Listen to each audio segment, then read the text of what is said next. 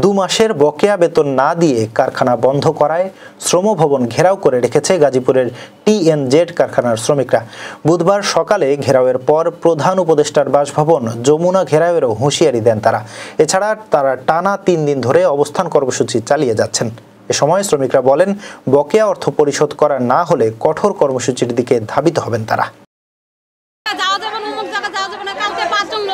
লোকেরা গেছে, তাদেরকে কোনো এলাও করে নাই, তাহলে আমরা কার কাছে যাই যে দাঁড়ায় একটা কথা বলবো, এরকম কোনো লোকও পাইতেছে না। আমার বাসা গাজীপুর। বাড়িওয়ালা বলছে এই মাসে যদি রুম ভাড়া না দাও তাহলে চলে যাও। ওই এলাকা আমাকে টিএনজেডের কারো রুম ভাড়া দেয় না। প্রশাসন বলে এই আজকে না হলে কালকে, এরকম করে খালি ডেটের উপরে ডেট দিতে দিতে দিতে 7টা মাস ফেলাইছে। ডেট কি আমাদের পেটে বাদ দিবে না টাকায় বাদ দিবে? ডেট কি আমাদের সন্তানকে লেখাপড়া খরচা দিবে না টাকা দিলে আমাদের সন্তানকে লেখাপড়া করানো যাবে? কোনটা? দেওয়ালের সাথে পিঠ ঠেকে গেছে, আমরা পারবো না।